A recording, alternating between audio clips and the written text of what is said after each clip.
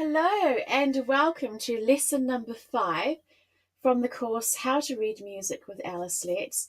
Today's lesson is going to cover treble and bass clefs. What you will discover are the two essential music signs. Also, what is another name for the G clef? What is another name for the F clef? How do you draw the G clef and how do we draw the F clef? So these are the two music signs that you really need to know. And the music signs that I'm going to cover today are really going to tell you, is it going to be a high sound? Like that, is it going to be a high sound or is it going to be a lower sound?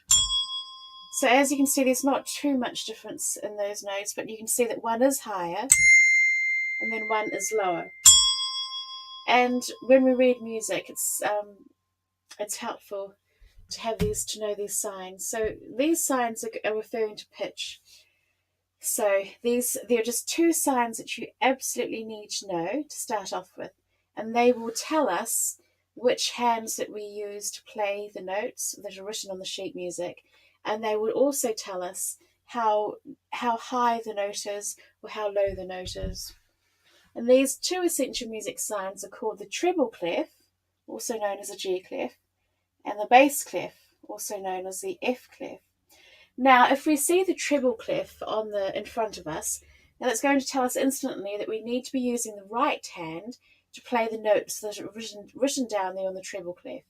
And these notes on the treble clef are usually going to be the higher pitched notes. And then in the bass clef, we have that indicates to us that we need to use our left hand to play the notes that are written on the bass clef. And these notes on the bass clef are usually going to be in the lower pitched range. So how do you know if it's going to be a high sound or a low sound? Well, you have your staves.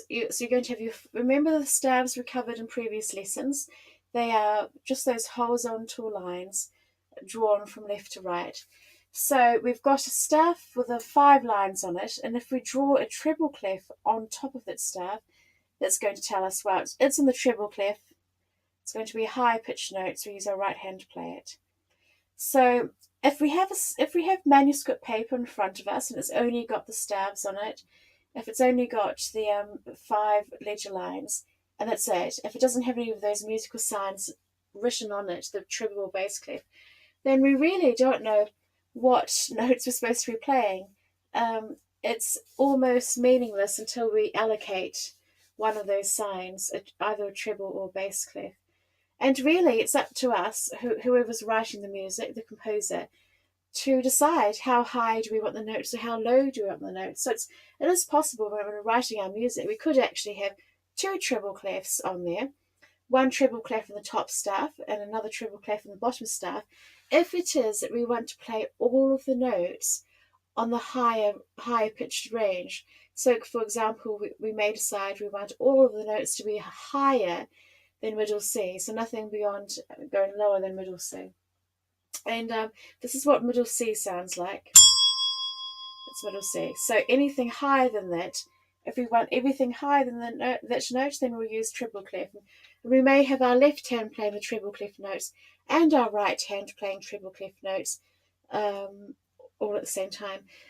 I mean, of course, there can also be the other scenario where we're doing a really deep piece and a really loud piece, so we want to have lots of low pitched notes, and we may decide, well, we want to have 2 bass clefs. The bass clef, we use our right hand to play notes down below middle C in the bass clef, and then on our left hand that's going to be the bass clef as well.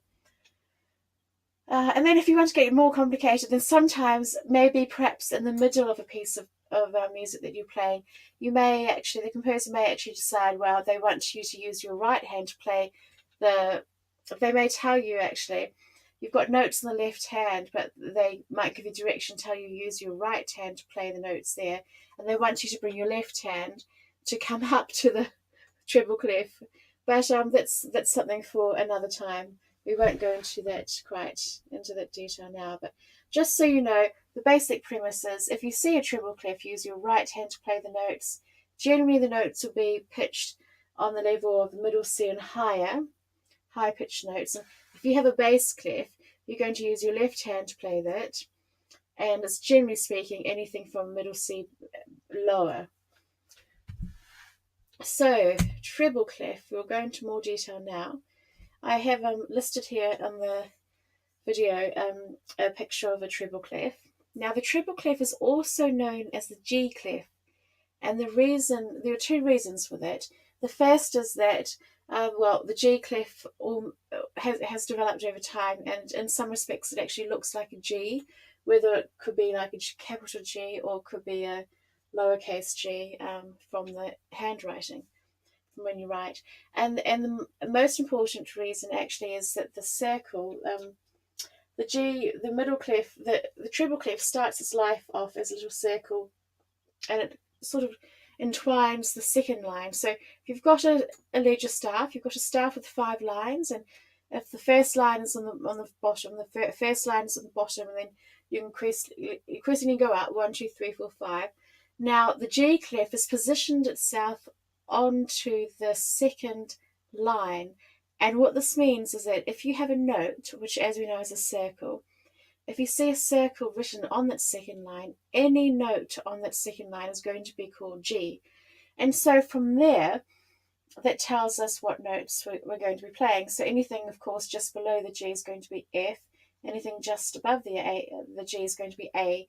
Because as you know from our musical alphabet, once we get to G, A, B, C, D, E, F, G, we go back again to A. So treble clef or G clef, well, they are the same thing. The treble clef begins its life as a circle, circling around the second line of the staff, and the G is the name that we give to any note located on that second line of the staff. Now I have an exercise here for you to do at home. So what you need to do is to draw your manuscript, get your own manuscript paper, and from previous lessons I've shown you how to do that. So you just need a blank piece of paper, and you need to draw 5 lines, 5 horizontal lines, and we're going to number the lines from the bottom 1 up to 5. So if you count, you need to count up to the second line of the staff, draw a circle around the second line, and then follow these 7 steps that I'm going to go through you now on how to draw your own treble clef. And then once you know how to draw your own treble clef, you need to just practice and practice. So it's really useful to be able to have the ability to just get a blank piece of paper wherever you are, and a pen, draw your staff, draw the 5 lines, and draw your own treble clef on it. And then of course you can start writing your notes and start composing your own music. So step 1, now that you're on the second line, you need to draw a circle on that, and then you need to draw a line from the circle moving up to the left, and when you reach the third line, you need to curve the line so that it moves towards the right. Third step. Now that you've done that, you need to move the line downwards in a curve towards the right until it intersects with the second line, and then you curve it downwards to the left until it reaches the tip of the first line. In step 4, you need to now draw the line upwards, curving towards the left until it intersects the second line, and then you curve the line towards the right until it goes just past the third line.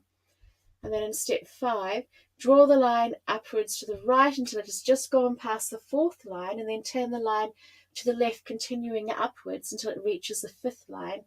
Then in step 6, you draw a line from the 5th line right down to the very bottom. So go past all of the lines, below all of the lines, and then in step 7, you draw a line to the left, keeping it curved, and then upwards, and ending with a small circle. And there you have it. You've drawn your treble clef.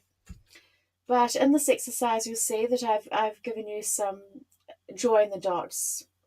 Do you remember we used to do those as we were children? Those little activities to do. So it's quite, and often we give children this thing like drawing the dots in order to help them to learn to practice how to write the alphabet. Well, actually, this is quite useful to adopt the same sort of activity to help us learn to draw the treble clef or any other new sign that we come across. So if you just get your pen and then draw over the treble clef, you're starting from the centre, and then follow those 7 steps, and then that will be a good guide to help you initially to draw the treble clef until you've drawn it so many times that you can just freehand it. You can draw it effortlessly without thinking about it. So draw your treble clef over and over and over, and then just make sure you do this over the next 5 days while it's all fresh in your mind. Then take a photo of the drawings that you've done and upload it into the private Facebook members page so that I know, keep a track on who's done what. I'll be in the Facebook page every day, morning and night, so I'll be able to know what's going on there. If you have any questions, please do ask away in the Facebook group, and I will get back to you as well. So now we're going to get on to the bass clef. Similar sort of thing. The bass clef. This is a picture of the bass clef on the video here on the left-hand side, and you'll see that it's also got another name called the F clef. And the reason the bass clef is called the F clef is because it is found perched on the fourth line of the staff, and as you can guess, any note or any circle that's going to be drawn on that fourth line is going to be called F.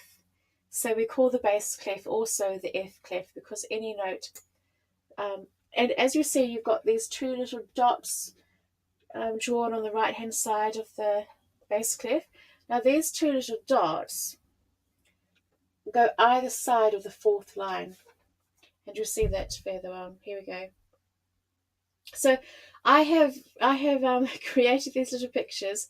They're not at all good, but just to let you know that it doesn't have to be perfect, but just get the idea and do your practice at home. So get your 5 lines again.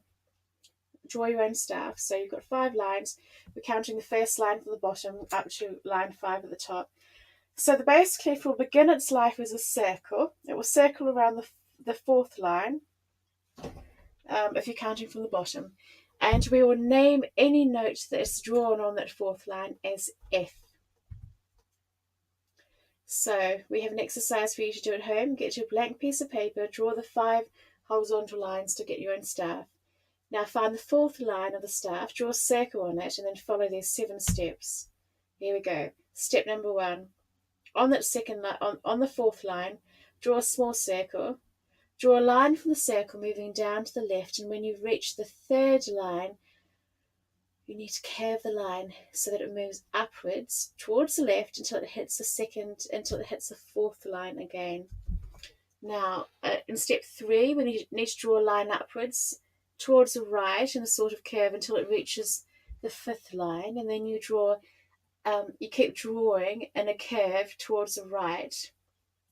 And in step 4, you need to carry on drawing that line towards the right until it hits the 2nd line, and then you keep drawing the line in a curve but towards the left. In step 5, you need to continue to draw the line downwards to the left, continuing downwards, and then in step 6, you draw the line down to the very bottom to the first line, and then you stop drawing it once you reach the first line. And in step 6 as well, you need to then draw the 2 dots next to the symbol that you've just drawn. So the 2 dots you draw will be drawn on the right hand side of this little symbol you've created, and they will need to go either side of the 4th line. And there you have it. You've now drawn the bass clef. So again, I've got some little dot to dot exercises for you to practice at home. So draw over the dot to dots. I'm sure you can do a much better job of it than I have done here. And yes, just draw it over and over and over until you've done it effortlessly without thinking.